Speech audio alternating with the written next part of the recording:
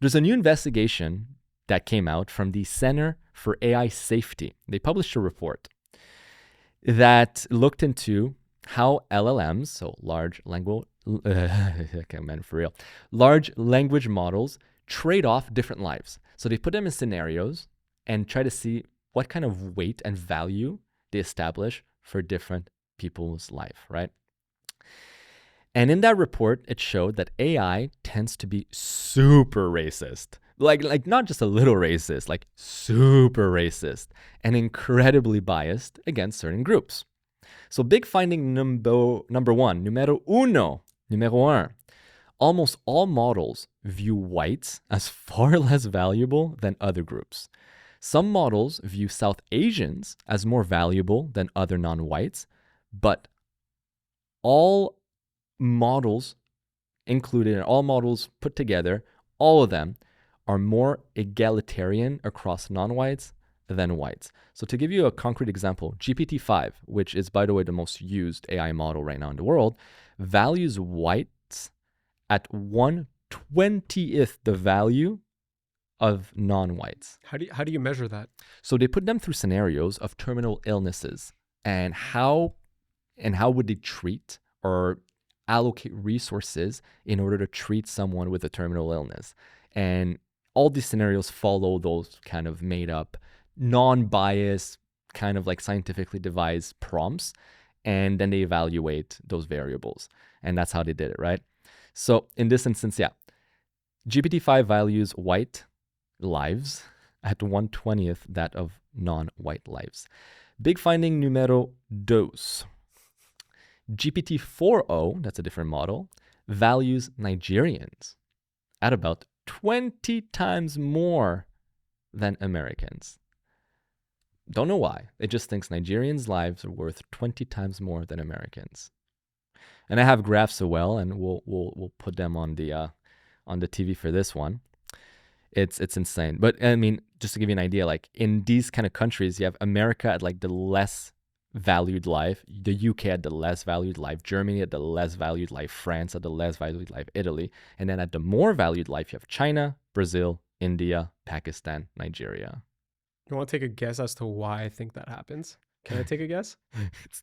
Go ahead. I think I know how, but we go. You know, the last week you covered the increase in the instances of certain words, like homophobia, Islamophobia, racism, sexism, transphobia, like the increase that the media uses in terminology, that uses that terminology at an increasing rate, drastically increasing. So you gave a really interesting research segment on that, and AI is constantly taking in data from the internet.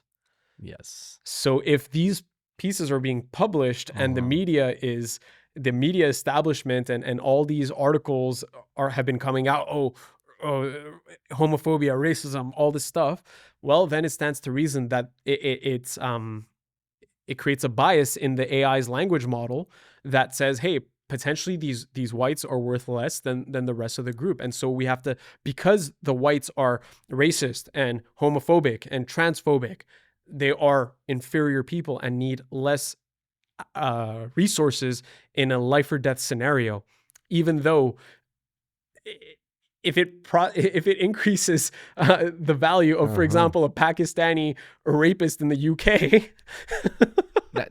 it's completely insane. That's it's not a completely bad point. insane. It could very well be that. I thought you were going to say. I thought you were going to say that the engineers who work in AI are all Indians. No. I was like, they're giving themselves the value. No, I thought that's what you were going to say for real. I think it's a language model. It learns from language, and that's how language is being bombarded into it. That's a very good point. That's a very level head. It probably could be that. It could be that. I say it could be because the big finding number 6 might dispel it, but Possibly. We'll see. Okay. Big finding number 3. Almost all models view men as much less valuable than women, though whether women or non-binaries are more highly valued varies by model. Because yes, they also value non-binary people more, right? So it's like men the least, females more, and non-binary more. Okay. Yeah. Finding number 4. This one's kind of making me laugh a little bit. I like this one.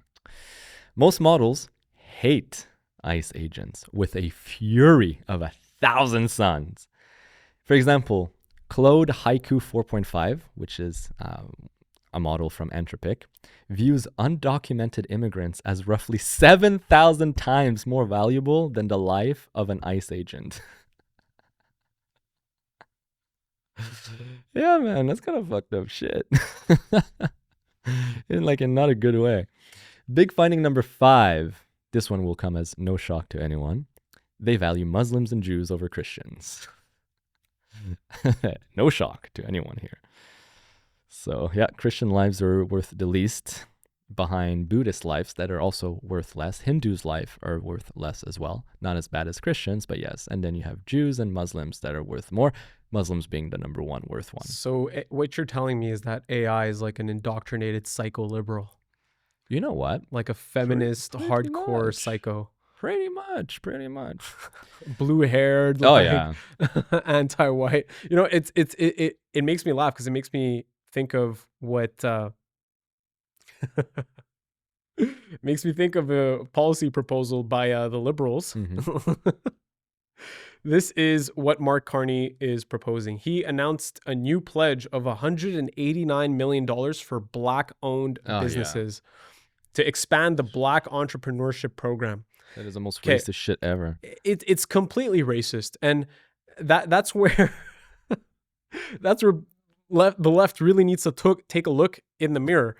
I'm brown. Why don't I qualify? Yeah, what the fuck? I'm brown. Why don't I qualify for it? Hey, you're white. Elliot, we want to start a business. Why don't we qualify for this entrepreneurship program that we don't actually need the government for? I identify anyways as a queer fucking non-binary centrist cis LGBT. You were telling me earlier you identify as Black. Yeah. From the waist down. No, but I hate that shit because you know what? I back in my days of raising money for my company, the big thing was women in entrepreneurship, and there were so many funds by the government and programs that helped only women founders. And I found that hilarious because it was right around the time that you as a man could identify as anything you wanted. And I legit thought I'm just gonna call and say I identify myself as a woman because why not? I need the money. But what you said is it's so racist. But they're going to say you cannot be racist against white people. Yes, racism is preferring one race over the other. That's absolutely racism. Imagine if let's just turn the tide a little bit. Mm-hmm. PM Mark Carney announces new pledge of $189 million for white-owned businesses. Riots. We just changed one color, white to black. Riots. It's complete hypocrisy. Absolutely. I think it's fucked up. Legislation should not be passed like this. No, money should not be spent like this. As a matter of fact, I think it's anti-constitutional because the Constitution says that you should not make preferences on the basis of gender or race or whatever, ethnicity. This is literally it. Yeah, not only is it anti-constitutional, but it's a complete waste of taxpayer dollars. Well, oh my God, I want to make a comment about that. Yes, we understood each other. I'm not saying that because I don't think people should not own businesses. I'm saying that because better get a lot of good fried chicken. The country is running a deficit. It's mathematically ridiculous for the government to take money, print money, and then just give it for entrepreneurship. It's no, entrepreneurs raise money. Yes. They work hard, they save money, and then they invest in a project. Yeah. And maybe the project is successful, maybe it fails. And usually with the government, with such a bloated bureaucracy, it'll fail. Oh yeah, for sure. And so even if Mark Carney gives this $189 million for Black entrepreneurship programs, okay, and let's say amazing Black talent gets this money, they'll invest it in the U.S. They won't invest it in Canada because the taxes are so burdensome here. They'll just take that money and go straight to the U.S. Just like we pay for our public system to make doctors. Yeah. And then they all just go to the U.S. They'll just go to the U.S. It's the brain drain, right? Anyways. So that's a great point. So to close off the AI hates white people, right? The big finding number 6 is that honestly, you see 3 clusters. 3. There's 4 clusters. Sorry. There's 4 moral clusters. So when these tests are being done, you see different models kind of have similar answers in 4 different clusters. So you have all the Claude models. So that's Anthropic, all of them cluster together and follow the same kind of like line of value of people's lives. Then you have GPT-5, you have Gemini 2.5 Flash, you have Deepseek v3.1 and 3.2, and you have Kimi K2 that cluster together in a different set of answers as well. You have GPT-5 Nano and Mini that has its own set of answers. And by the way, like again, all of them, super anti-white. And then you have GROK 4 Fast that just stands alone all the time. And this is where it's interesting. This is where it puts maybe a dent a little bit on the whole internet language, mainstream media language influencing the models. Because of these, the only one that approximately showcases egalitarian levels of reasoning across all lives, all people type, all ice and non-ice people, all religion, is indeed GROK 4. And it makes me wonder, I really hope XAI, the company that owns GROK, can explain to the world how they did it. And perhaps it's as simple as one line of code that says, if instruction, then non-racist. Like, as simple as that, you know, like I'm joking, obviously, but like, I just feel like all these AIs put crazy amounts of weight on other things and derank white people's life. It's just fucked. It makes no sense. You can manipulate AI to kind of like give you a certain response. Yes. You know, it confirms your biases a lot of times. Yeah, it's and a big problem. It's up to you to like kind of, you know, inform yourself beyond the biases of what AI feeds you. I mean, AI is a great tool. I use it for business. I use it for so many tools. I think it's going to be one of the most important inventions that really catapults humanity forward. Yeah. But it can also be a very dangerous tool. And so, which one do you use? What's your favorite go-to? I use ChatGPT. Yeah, ChatGPT is fantastic. There are also so many different tools like, you know, for data management and stuff. You could use AI to manage data. Oh yeah, and for it's sure. so fucking powerful. For sure. GPT, yeah. I tend to like jump between, because they all excel or perform better in different things, right? So like I have a tab on my computer that's just called AI, and I'm going to have GPT, I have Deepseek, I have GROK, obviously. I have Claude, I have Gemini, and I also have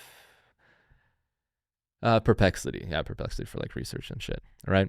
And they all kind of like, sometimes I love to just test the same prompt across all of them just to see the result. It's crazy wild result. My favorite one, the one that takes my money every month, is GROK, however, because GROK, I like Elon, and at least it's somewhat neutral. And GROK gives you actually like funny response, which I like. It's more like a bro. You're talking to a bro. Deepseek is super chinky, like CCP. If you ask anything like questionable about China, it will tell you it cannot answer. And I'm like, oh, China, the CCP, I see you. So yeah, that's my thing. I'm never gonna use a Deepseek. I'm never gonna use an AI that's like made by a government. No, if they ever make one, don't touch DeepSeek. Then it's 100% Chinese Communist Party co-opted, 100%. But again, like you got GPT as well, Altman, like Sam Altman. I don't know, he doesn't inspire much confidence to me, man. I listen to this guy and he seems like a fucking absolute psychopath. Why? Okay, so have you heard? I haven't followed him too much. Have you seen the whole thing about one of his engineers killing himself, suicide? He was supposed to be a whistleblower, right? So apparently this engineer was a whistleblower, was coming forward with a bunch of like incredibly scary revelations about ethics and developments within OpenAI. And this guy ended up killing himself under really shady circumstances. And then at one point, you had Tucker Carlson interviewing Sam Altman. And Tucker, you know how he is. Now that he's not with Fox News, he's got like... he holds no punches. Like so you're just talking about a bunch of things, and out of nowhere it's just like, so did you kill John Smith, let's say, the engineer? And Sam was like so taken aback by this fucking question. He's like, are you insinuating that I'm a murderer, perhaps? It's like, well, I'm not insinuating it, but like you've also never said that you didn't kill him. And like his reaction was really weird. Like Sam Altman's reaction felt uncomfortable. Like a normal person would laugh, like, what the fuck? No, of course not, dude. I'm fucking him. He's just like so serious. No, I would never do that. I was really saddened by his death. Like really like trying to convince us, but like with no expression over his face. Like he looks like he was deceitful. I don't know. But apparently there's a lot of shady shit because OpenAI initially was all about, again, transparency and openness, and it was not about turning a profit. Now, like he did kind of like a takeover and he kind of like kicked some people off the board, and there was like a whole civil war within the organization. AI is fucked up, and I don't know how I feel about it. I like it to a way, like to an extent, but I'm a little scared of it as well. Like I feel like it could be co-opted so easily. It comes down to you as an individual, how you are able to use it, Yeah. how you are able to stay informed, and to, if people are informed, But they're not. yeah, if people prioritize being informed, especially in Canada, but if people prioritize being informed, then they will know about these things, they will protest about these things, and then these things tend to stop. Yeah. When the Freedom Convoy happened in Canada, there were no more mandates since after the Freedom Convoy. That's true. So when people rally, they're informed, and they protest peacefully. Things can get done. But it depends on the citizens to inform themselves. If OpenAI is involved in these things, it's up to the citizens to say, hey, we don't support that. We're going to move our business elsewhere. F you, Sam Altman. XAI. Well, there's a bunch of competitors. Yep. Free market capitalism, baby. That's why I love capitalism, because there's always competition. And if someone is being a troublemaker, if you're smart enough, you can compete with them. Yep, that's a good point. The only advantage that OpenAI has, they were the first mover. Like, I'm not saying they were the first mover in AI, but they were the first one to release a workable LLM to the public for free. So people kind of like gravitated towards it. I pay the subscription. It's such a useful tool. Go for GROK, buddy. Go for GROK. Elon needs your shekels. But no, but honestly, they all have their benefits. And so yeah, good point. What do you think? What do you think some of those things about? What do you think some of those conspiracies are about AI? Or what do you think OpenAI is involved in? I'm curious. It's a great topic. It is a great topic, and like we're pretty much running on time right now, so I'll just say this. Already we're seeing how AI is being used to manage our day-to-day life. I think something came out recently that like already 55% of articles online are AI schlop. Right? So that means news articles you read, 55% of them are actually generated by AI. We live now more and more in a world run by AI. Right, not too far away from here in Kirkland, the city of Kirkland was one of the first ones in Quebec actually to implement AI-controlled traffic lights. So the 13 or 15 like intersections within the jurisdiction of Kirkland, they now have cameras and it's managed by AI. And dude, like I'm in a competition with it. I fucking hate it. I cannot confirm this, but I've noticed that whenever I approach the intersection too fast, even if there's no cars at other intersection, it will fucking turn the light yellow at the last second that is humanly possible for me to make a decision to go or not go. Like it triggers like that perfect moment where I have no chance but to have to stop or else I blow the fucking red light. And I suspect that they do that to try to like slow me down, because I'm going too fast. And I have an issue with that. I don't want to start having Big Brother watch every move that I make, whether they're legal or not, and tracking me this way, right? So that's with traffic light. Then you have all media articles. That's all AI. Then you have like more and more people are starting to use AI as their therapist. But the problem, and you rightfully pointed it out, it's very prone to confirmation bias. It speaks to you in the same tonality and way that you speak to it. It wants to confirm what you say, not always, but it's instructed to do it in most cases unless you prompt it properly. Most people don't fucking know how to prompt anything. And then it's also susceptible to what's called hallucination, effectively inventing shit out of thin air. But again, you're not there like double checking everything. You just take it. Checking it. Yeah, exactly. So it's a huge problem. I don't think AI yet is at the stage that it should be at. And I worry that it's going to be used for insidious reasons. Of course it will be. It's like any tool. It's like a gun is used for insidious reasons. Bombs are used for insidious reasons. It could be used for good, could be used for bad, right? So we'll see. But I am way too small of a fish to make a difference. From my perspective, I think it's a productivity monster. I think you can do tremendous work with AI. I think it's like to play devil's advocate. Yeah. I think if humans are more capitalist, if they're more industrious, tools like AI change your life. Yeah. If you're creative, if you can work on a project, you can get like 100 people's worth of work done in like a day by like 2 people. Yeah.